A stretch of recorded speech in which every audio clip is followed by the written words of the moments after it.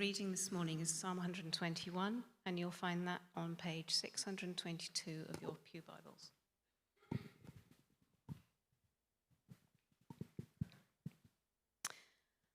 I lift up my eyes to the mountains. Where does my help come from? My help comes from the Lord, the maker of heaven and earth. He will not let your foot slip. He who watches over you will not slumber. Indeed, he who watches over Israel will neither slumber nor sleep. The Lord watches over you. The Lord is your shade at your right hand. The sun will not harm you by day, nor the moon by night. The Lord will keep you from all harm. He will watch over your life. The Lord will watch over you, your coming and going, both now and forevermore. This is the word of the Lord.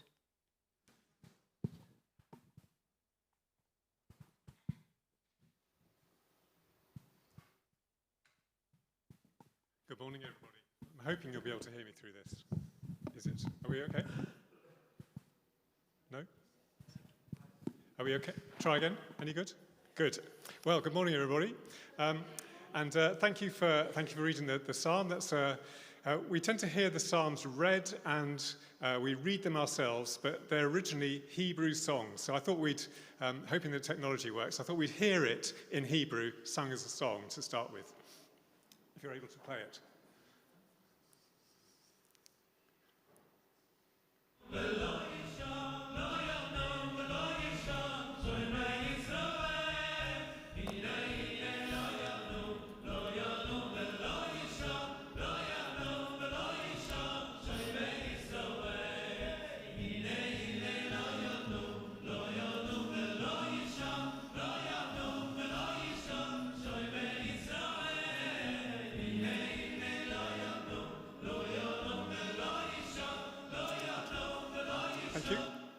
Thank you. Well, you probably didn't understand that, but the words were, "He will not let your foot slip.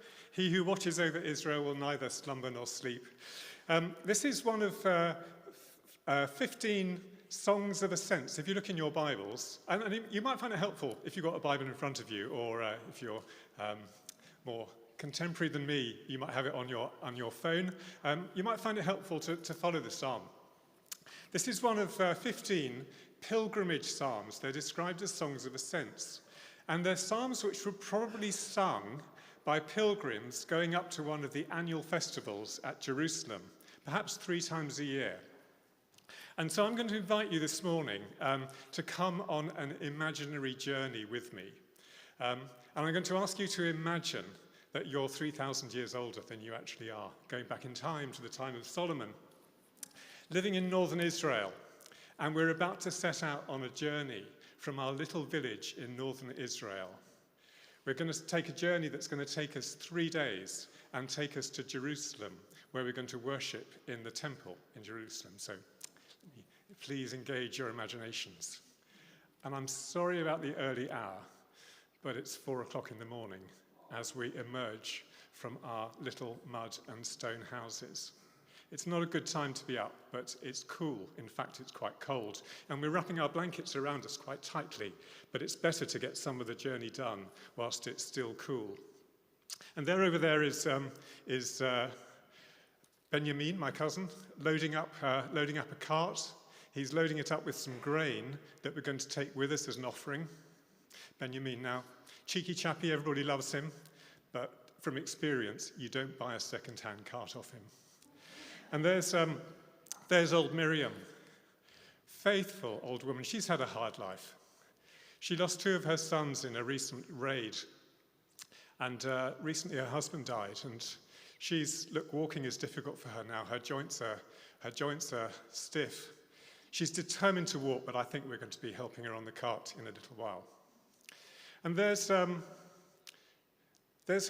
grandson, Malachi. Surprised he's still with us. I hope he doesn't have one of his seizures on the way. People say he's moonstruck. And there's Shlomo. What can we say about Shlomo? He's rounding up a few animals that are going to go with us. I'm afraid for them it's a one-way trip. The ox is pulling the cart is coming back, but those animals we're going to offer, they're going to go up in smoke. They're going to ascend into God's presence in smoke. And the rest of them we're going to turn into meat. And we're going to barbecue them and have a party. But Shlomo, what can we say about him? Well, slow motion, slow-mo we call him. He's a bit accident-prone. I don't mean to be unkind, but he's one mina short of a shekel. And then there's Yosef. Yosef. His name is Yosef, but we called him Asaph. Do you remember Asaph, who was the chief singer for King David? Well, Yosef is always singing, and so we call him Yosef. We call him Asaph. And he's already starting off on his song. He's singing this: I lift my eyes up. I lift my eyes to the mountains. Where does my help come from? My help comes from the Lord, from Yahweh, the maker of heaven and earth. He's the one who's going to direct us on our path to Jerusalem. And there's a sense of excitement because we're going to be leaving our work behind. We're going to be leaving our fields in the hands of others for a few days and making this long journey. There'll be some stories to tell by the time we get home. A real sense of excitement. We're going to go to that amazing city, Jerusalem, up on that mountain, the place that God has chosen to dwell, the place where heaven and earth overlap, the place where we can actually come into the presence of God. And we're going to go into that magnificent temple that Solomon has built. We'll step through the gates and we'll feel a sense of awe as we come into the very presence of Yahweh himself. And we're going to celebrate. We too are able to join in the singing, the worship. We can join with the temple singers. We're going to make our offerings, and then we're going to have a party. We don't eat meat very often. We spend most of our lives hungry. But in a few days' time, when we've made our offerings, we're going to celebrate, and we're going to have a great meal. Well, dawn is still a little while off. And here we go. Our little group sets off along the stony track. We can feel the dust in our toes. We can feel the sharp stones on our calloused feet, even through the soles of our shoes for those of us who are wearing sandals. There's a long way to travel. There's probably about 80 miles for us to go, 3 days of traveling. The road's going to be rough. It's going to be steep in places. It's going to be slippery. There are going to be all sorts of dangers on the way. But Asaph is singing, and we're joining in. I lift up my eyes to the mountains. That's where we're going. Where is my help from? My help is from Yahweh. That's where we're heading. And as we make our way, as we set out on this long journey, we think about how important journeys are in our story. We think about how our ancestors were always on journeys, always traveling. Our father Abraham, who set out from the land of Ur, traveled for days and days until he came to the land of Canaan, never stopped traveling.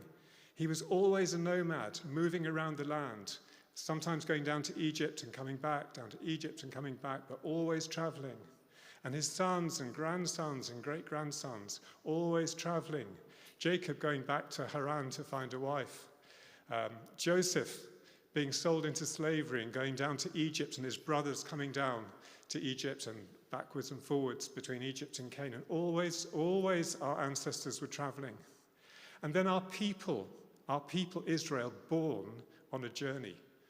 God called us a nation of slaves out of Egypt, made us a people on a journey, formed us and shaped us on a journey, revealed himself to us in the wilderness, in the desert for 40 years as we learned what he was like and what he wanted us to be.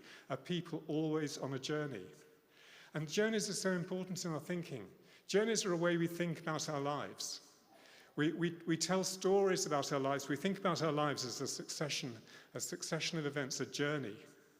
And this journey we're making to Jerusalem is a great time for us to reflect and ask, where are we really going? Today, tomorrow, and the day after, we've set our eyes to go to Jerusalem, to be in the presence of God. But is that really the trajectory of our lives? Is that where our lives are going? At the end of our lives, will we look back and say, that was a life lived in a good direction? That was a life lived, learning what it was to be one of Yahweh's faithful people, living in his presence. Journeys, part of our experience of God. Well, dawn is breaking, and despite the light, Shlomo has slipped over and slid down the hillside a bit. He picks himself up, he's bruised, he's a bit grazed, but he's okay. He dusts himself down. Asaph is singing. He will not let your foot slip. He who watches over you will neither slumber nor sleep. But poor old Shlomo has just slipped and hurt himself. And there'll probably be more falls before we get to Jerusalem. The roads are going to be rough, steep, and slippery. What does it mean to say that God will not let our feet slip? We know lots of our songs tell us. They complain of the pain of life, how difficult things are. Sometimes they speak as if we're in a pit, as if our feet have slipped and we've ended up fallen into a pit. We complain that life is bitterly difficult sometimes. Where are you in this, God? How can we sing, he will not let your foot slip? But we know that in this greater journey, this journey to be in his presence, to live our lives well, to live our lives the way God wants us to live them, to be in his presence, to be learning his ways, to be walking his ways. We know that if that's our direction, he will not let our foot slip. He wants us. That's the direction he wants us to take. He wants to support us and get us there. And so we can sing that line, he will not let your foot slip, knowing that in this greater direction of our lives, this is where God wants us to be. He wants to support us to get there. Well, the sun is rising higher now, and it's beating down.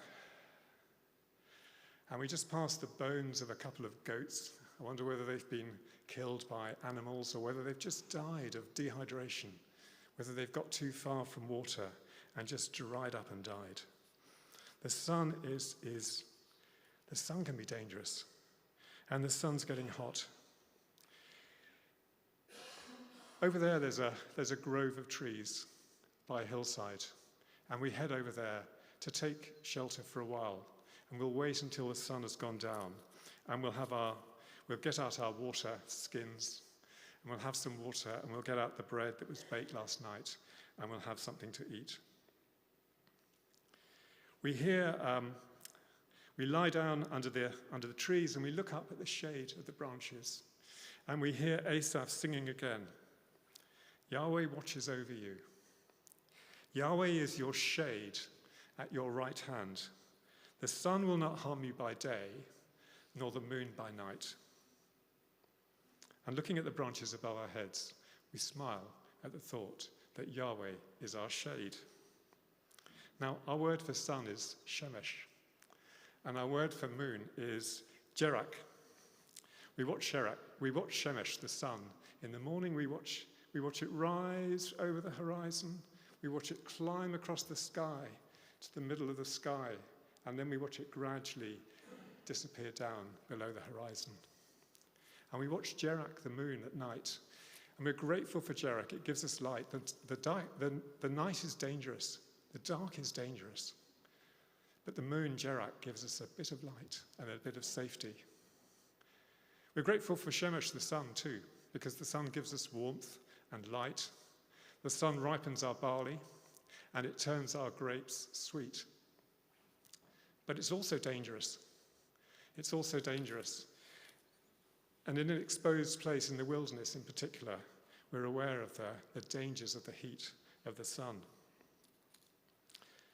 And we're so conscious of the sun and the moon and their importance that a lot of the people around here worship them. They worship Shemesh as a god. And they worship Yerek as a god. But our stories tell us that they're not gods, that they're just creatures that God has made. On the fourth day, we're told that God made the two lights, the two great lights. He doesn't even give them the names, Shemesh and Jerak, so that we don't think these are gods. God made them.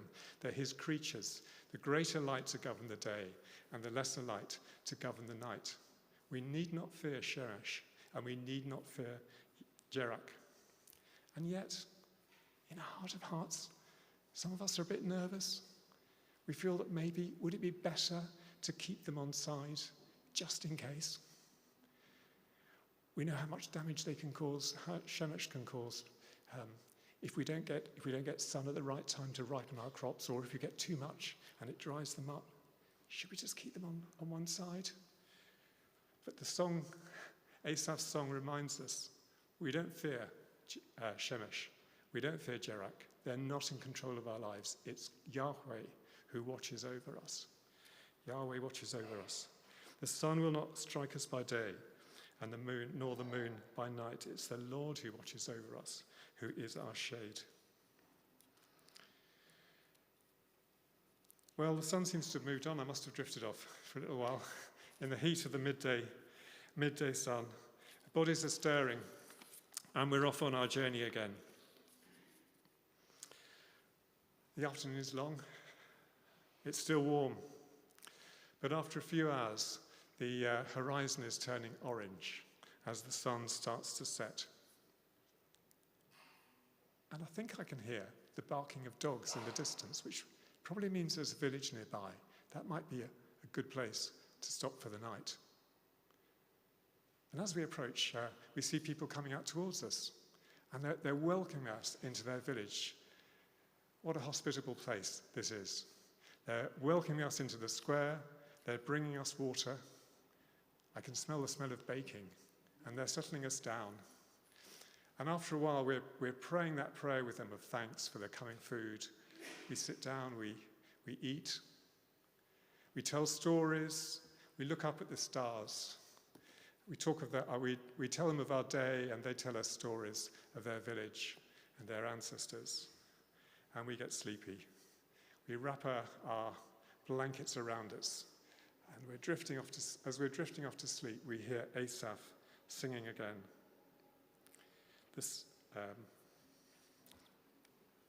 What does Asaph sing? Asaph sings, "He who watches over you will not slumber. Indeed, he who watches over Israel will neither slumber nor sleep." And as we go into our own sleep, we can have confidence that our lives are in God's hands day and night, from life's first cry till final breath, through the morning, through the hot afternoon, through the dangers of the night. The one who watches over us will neither slumber nor sleep.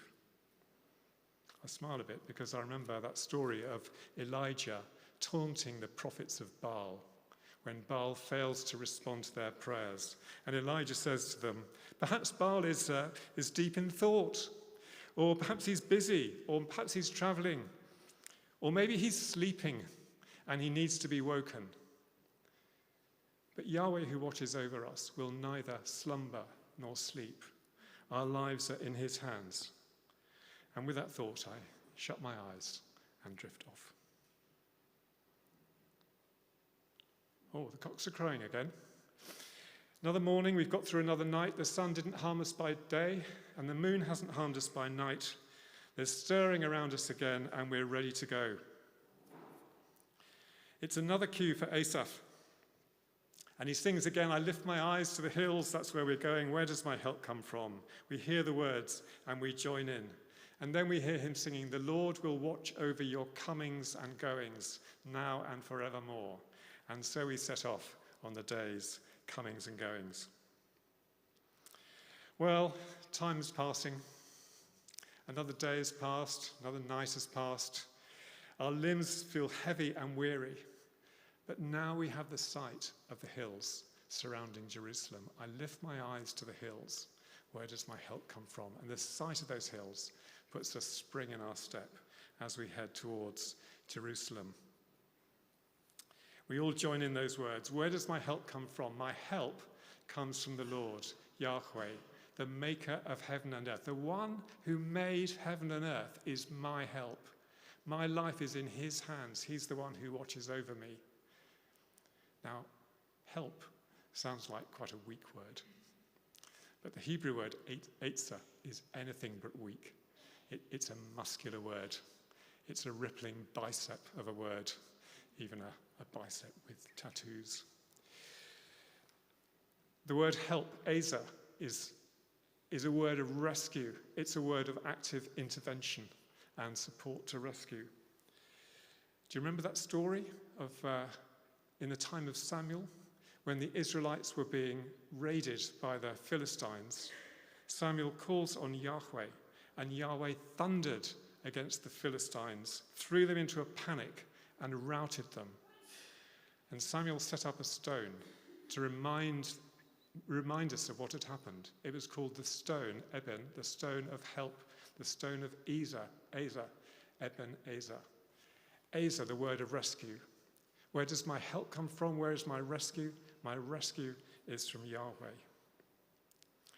And here we are now approaching the city, and it's a bit of a climb. It's a bit of a climb up into the hills. But as we climb, we start to see the magnificent sight of Solomon's temple. And we enter those close-built buildings, the narrow streets that take us up through Jerusalem to the temple. And I look at these confined streets and feel a bit homesick and think, how can people live like that? That's not like my village. And Asaph starts off again, and he's singing a different psalm now. He's singing, I rejoiced with those who said to me, let us go to the house of the Lord. And now our feet are standing in your gates, O Jerusalem. Jerusalem is built like a city that's closely compacted together. This is where the tribes go up, the tribes of the Lord, to praise the name of the Lord, according to the statute given to Israel. And that's what we're doing as we enter the gates into Jerusalem, to praise the name of the Lord. Well, tomorrow we'll make our offerings and our worship. We'll offer our grain. We'll offer our animals. We'll together experience the sounds and sights and smells of the temple. We'll hear the hubbub of the crowds. We'll hear the chanting and singing of the priests. We'll hear the animals braying, whatever animals, cattle and sheep and goats do. We'll smell the smells. There'll be manure. There'll be blood. There'll be flesh. There'll be the smoke as the animals are sacrificed and rise into the presence of God. And then there'll be the smell of barbecuing meat, and there'll be the party. And we feel a sense of excitement that we too are going to be part of this. But we also feel a sense of awe, because this is one of those rare days in the year when we're actually going to come into the presence of the living God, when we too can enter the presence of the living God and worship him. This is the place where heaven and earth touch, where they overlap, and we're able to be in the very presence of the living God. Well, let me bring you back to the present, assuming that you've gone with me on my journey. All that is a long way from our experience. We don't have to make a 3-day journey to Jerusalem, taking grain and animals with us for sacrifice. We don't make offerings of those sorts. We don't sing in the temple. We don't need a temple for the place where heaven and earth is found, overlapping, because that place of overlap is not a building. It's a person. It's the person of Jesus. Jesus is where heaven and earth meet. Jesus is where the presence of God is found. And it was Jesus who made the journey. God in Jesus came to earth, made a journey to us, instead of us going to Jerusalem. Made a journey around the land of Israel. If you read Mark's Gospel, or Matthew or Luke, you'll find that half of those Gospels are about the journey Jesus made to Jerusalem. He made a journey for us. He made an offering there, and the offering was of himself. And if you read Hebrews, you'll find that Jesus entered the holy place for us and made a sacrifice to bring us into that holy place. The worship he offered there was the gift of himself. But he does call us on a journey.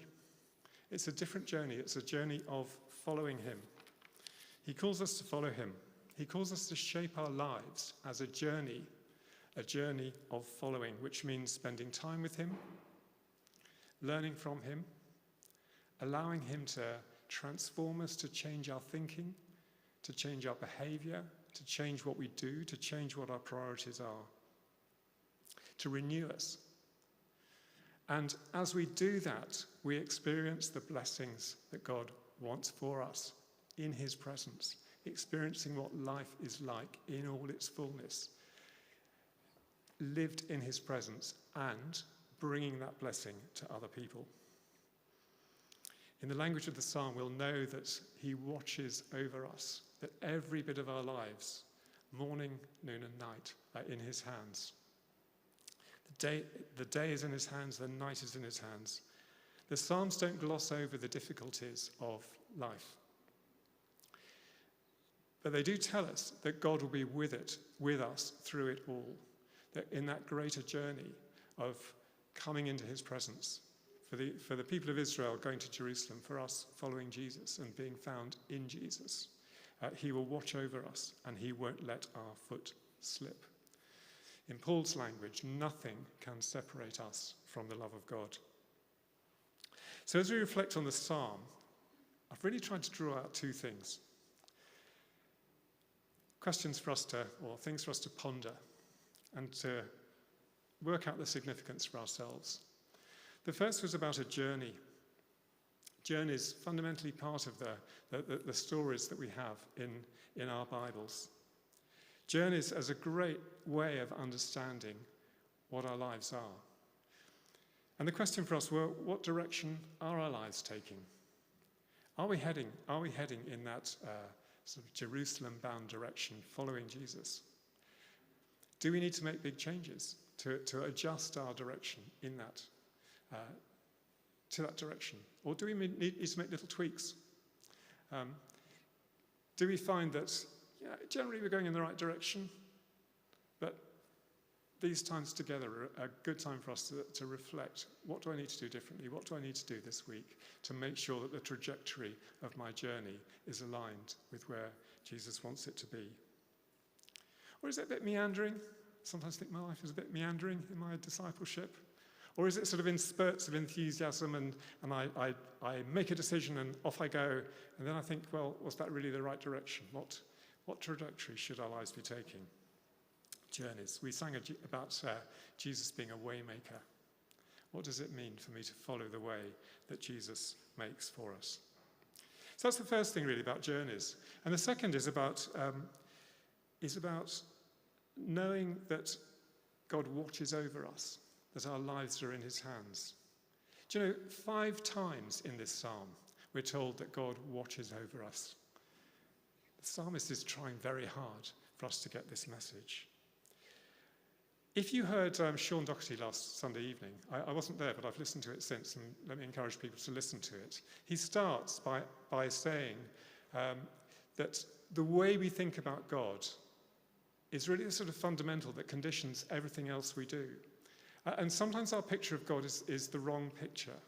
It's the picture of the schoolmaster or the annoyed boss with lots of tasks for us. The picture we have of God here is of the one who watches over us, who's concerned for us, who cares for us. The maker of heaven and earth is concerned for his people. And when we've really understood that, and I think it probably takes a lifetime to really get your head around the fact that God cares and that God watches over us, then we can trust him. And I think sometimes trust and understanding the goodness of God for us go hand in hand. The more we understand about his goodness, the more we can trust him. The more we trust him, the more we understand that he is good. So where are you really putting your trust? There are lots of. I think our lives in many ways are so much easier than those ancient Israelites whose lives are so vulnerable. You know, one year they might have grain in the barn, and another year the crops failed and they're struggling. Now most of us don't have that. Most of us have resources to keep us through, and even most of us who don't feel well off are so much better off than those people were. And, you know, we have health challenges. We have a fantastic health system. And, you know, I was reading this week about life expectancy, that in Britain it's dropped. But even our life expectancy is so much more than for those ancient Israelites. And, we have our own wisdom and, we've learnt to navigate life. And these are all good things that we can put our trust in. But how much are we really trusting? Do we really put our trust in God? How much have we really recognized that he's the one in whose hands our lives are lived? And sometimes it's only when these things are taken away that we realize quite how important that trust is and how good it is to have that knowledge that our lives are in his hands. So those are the two things that you might want to reflect on this morning: the journey and the God who watches over us and who we can trust. Now, I've almost finished, fear not. But I've assumed that this psalm is a psalm that's sung by pilgrims on the way to Jerusalem, and that's what most scholars think. But there are some scholars who think that it's actually a psalm of blessing read by the priest over the people once they've finished their worship in Jerusalem. And I really like this, that one scholar put it, so I'm going to read it because I think this is beautiful. He wrote, "The festival is nearly over, and it's only here, on this sacred mountain, the place of revelation and worship, that the pilgrim may find the key to coping with the workaday life. Here in Zion, where Yahweh was acclaimed maker of heaven and earth, the pilgrim has discovered that the whole world is in God's hands. The temple choir has fallen silent, but he's still humming the creation hymn they sang. He can face with confidence the journey home and life's journey henceforth." And I'd like just to finish by, you may think I've got delusions of grandeur, but I'm going to be the priest in the temple, and I'm going to read this, and I'm going to read it as a blessing over us, in the hope that this gives us confidence for our journey home and the journey henceforth. So take this as a blessing. "I lift my eyes to the mountains. Where does my help come from? My help comes from the Lord, the maker of heaven and earth. He will not let your foot slip. He who watches over you will not slumber. Indeed, he who watches over Israel will neither slumber nor sleep.